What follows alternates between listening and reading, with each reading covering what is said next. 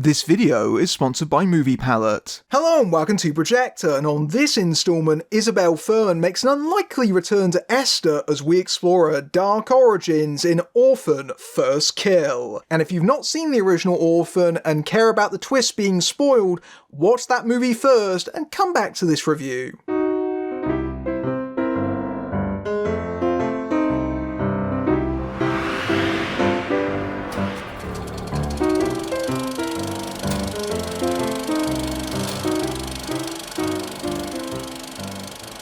In 2007, Lena Klammer, played by Isabelle Fuhrman, a violent patient with hypopituitarism that has given her dwarfism that makes her resemble a child, escapes from the San Institute in Estonia. She assumes the identity of missing child Esther Albright and is returned to the wealthy family in America, including Julia Stiles' Trisha, Rosa Sutherland's Alan, and their son Matthew Finland's Gunnar. The body count soon rises as the murderous Lena tries to hide that she is not the child they think she is.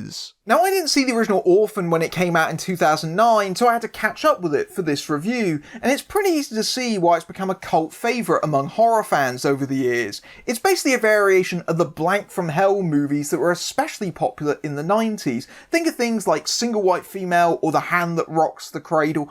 Orphan could fit right along one of those as the adoptee from hell. And like one of those movies, Orphan has a script that is trashy, lurid, sensationalist, and has an absolutely outrageous twist. Orphan has a doozy on that count. The revelation that Esther was not in fact a child, but actually a murderous adult, is the kind of drop your popcorn twist that you can almost hear audiences in 2009 gasping at from here, and that's what makes the movie quite fun, is that it really pushes itself to extremes. It goes places you really don't expect it to, but also it does so under the cover, this pretense of respectability. John McCallette-Sarah's direction, before he managed to do the same thing to Liam Neeson thrillers and Dwayne Johnson actioners, is basically take something that's incredibly pulpy and give it an air of sophistication. It's a very well-directed movie, but the entire film is stolen by 10-year-old Isabelle Fuhrman in what will become her breakout role, and she is a force of nature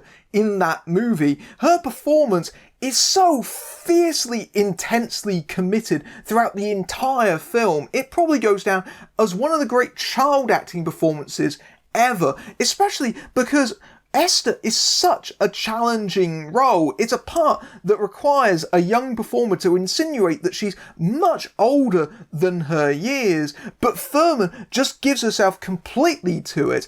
Every time she walks into a scene, she completely owns it. It's a terrifying, scary performance. And so the question, if you were doing an Orphan follow-up, is how do you deal with the fact that Fuhrman is older? Do you recast it? How often do you find that kind of talent in a child actor? That's a tough act to follow. And apparently the answer is you don't recast it. And so, 13 years later, Isabelle Fuhrman makes a sort of unlikely comeback to the role. More on that in a sec, but she's one of the few recurring elements between the two films, the other being story writer Alex Mays, who also wrote the story for this film as well, and is now promoted up to being a producer, although I should stress that the actual screenplay is written by David Cogshall, who previously wrote the hilariously titled Haunting in Connecticut 2, Ghosts of Georgia. This time around, First Kill is directed by horror director William Brent Bell, who has had a very up and down CV, let's put it mildly. He's best known for directing the two Boy movies, but perhaps most notoriously for The Devil Inside. So I do have to admit that I came into this Orphan prequel with somewhat diminished expectations. The film is being released in the US as a simultaneous theatrical, digital and Paramount Plus release, but in the UK it's being released theatrically by Signature, who were very kind enough to actually provide me a screener, which is what I'm reviewing, although they have no input over this review. Now, I have to admit that when this project was first announced way back when, I genuinely thought to myself, how the heck are they going to pull this off? How is Isabelle Fuhrman, who is in her mid-20s now, now, going to reprise a role that she first played when she was 10. Is it going to be some, Little Man scenario where they CG her head on a child actor or something? And it's nothing like that. It's actually far more simple. In fact, the solution is closer to something like, say, Clifford, which, let's face it, was a horror movie anyway, or what the Lord of the Rings movies did for the Hobbit scenes, which is to say, they use a lot of good, old-fashioned movie magic. It is in-camera techniques, basically forced perspective. It's all throughout Orphan First Kill. In fact, they pretty much use every single trick in the book, from the actors surrounding Fuhrman wearing huge platform shoes, to raised sets, or just simple camera work to make Fuhrman appear smaller in the frame. They do everything to shrink her back down, as well as the fact that they've used extensive makeup work on her face to try and de-age her as well. And when the character is seen from reverse, Esther is played by two different child actors. So they are playing Esther for the reverse shots, and then you got Fuhrman in the close-ups and from the front angles. And when Fuhrman is walking in the frame, apparently Fuhrman had to walk squatted with her knees, which presumably was very difficult to do and make that appear natural. Not to mention quite painful, I would think. But I'm sure the question that you're probably asking yourself is, does it convince? And I would say, it's convincing enough. Does Fuhrman look like a child? No. But I would also say that's not the illusion the movie is trying to sell to you, because presumably you've seen the original Orphan, you know the twist, and even if you haven't, the movie tells you it right off the bat. And that's the expectation. We're not looking at Esther as a child and being surprised that she's an adult. We know she's an adult trying to be a child. And so in that way, Fuhrman's performance is essentially doing exactly what Esther is doing in the universe of the movie. It sort of becomes like a weird genius. The uncanniness of Fuhrman's performance is integrated into the text of the movie. She doesn't look like a child because we know she isn't one. We know that she is putting on a performance, and the movie calls attention to that very deliberately by the way it angles itself around her. She is approaching this role that she played as a child that was meant to be an adult with actual adult eyes now. And I think that adds a lot to the character this time out, because you watch her in this movie, and I think that you can feel a degree of empathy towards Esther. Not sympathy, obviously, because in the first 20 minutes alone, she kills several people. But even so, there is some humanity about the character that makes her intrinsically fascinating, especially because of the way that she feels like an outcast, rejected by the rest of humanity on account of her condition, the fact that people look at her and don't think that she is a fully grown woman, that she is shunned repeatedly because of it and completely underestimated, and that means that she feels frustrated and undesirable.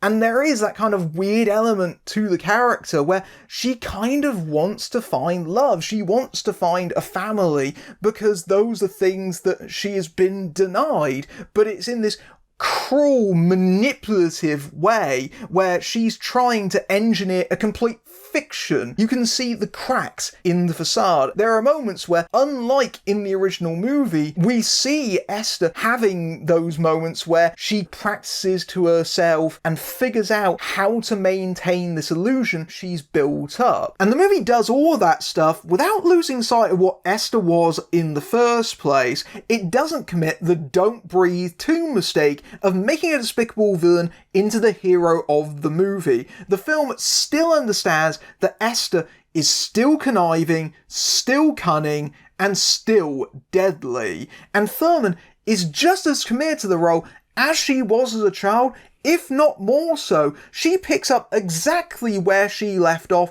without missing a beat. She is fantastic in this movie. She carries it all throughout. And I think you get the sense that Fuhrman really understands the psychology and complexities of this character. Apparently, she added some additional uncredited rewrites to the script, and you can see that in the final product, because Esther is such a developed character all throughout the movie. You can get a real handle of her motivations and her actions.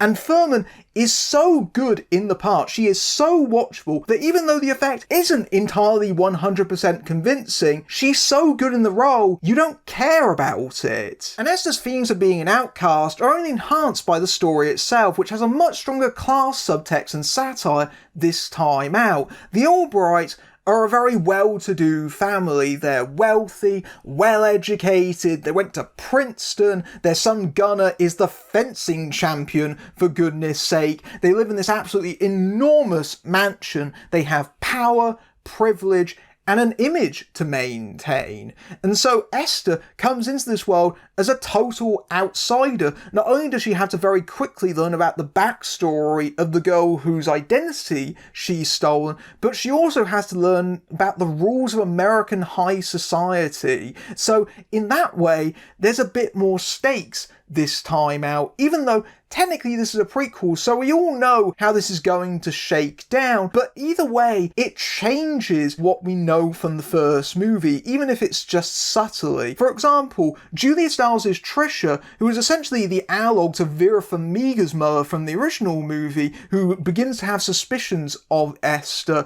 Stiles knows how to play this kind of role, someone that has come from a very wealthy background. You think of TV shows like Riviera, for example. So she is someone that is looking over her child, but also she's thinking about the implications it would have upon her and the rest of the family. Esther is a representative of them, but it's a much spikier performance this time out. Rosa Sutherland plays the husband, who comes from the Peter Sarsgaard school of parenting, in that he's completely oblivious to everything that's going on with Esther until it's too late. But he also fills in a crucial bit of backstory for the character, in that he is a painter who specialises in blacklight paintings, and you'll recall that in the original movie Esther specialised in that, and he teaches her how to do that in this movie. And that is something that is very common to prequels. They feel the need to explain some key trait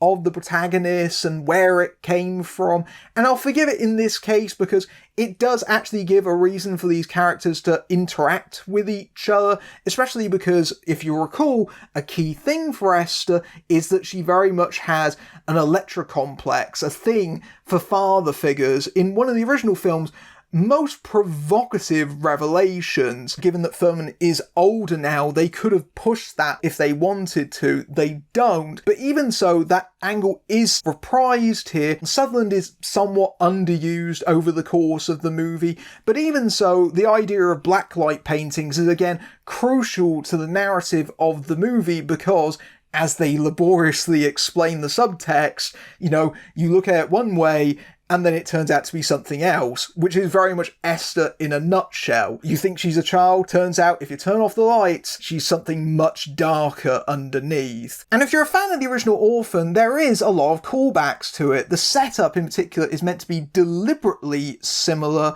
Esther has another freak out in a bathroom. There are several scenes where she swears at people incongruously, and there is a repeated use of the song That's the Story of Love, which you'll recall was used in the original film, particularly over the end credits, and that is a favourite record for Esther to listen to. It becomes a repeated running motif, and I do think that song gets a little bit overplayed, but you can clearly tell that Brent Bell is trying to replicate Colette Serra's direction.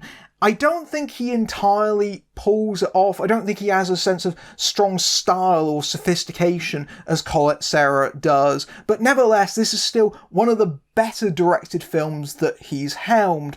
I also think the movie is a little bit overly tightly edited. The original Orphan was perhaps a bit too long, at just a shade over 2 hours, whereas First Kill feels just slightly too tight at just over 90 minutes. It feels like certain scenes needed a little bit more breathing room because they can feel a little bit choppy. That does mean that the movie doesn't quite replicate the entire feel of the earlier movie, but it is a solid attempt, even if it does feel a little bit cheaper this time out in certain respects.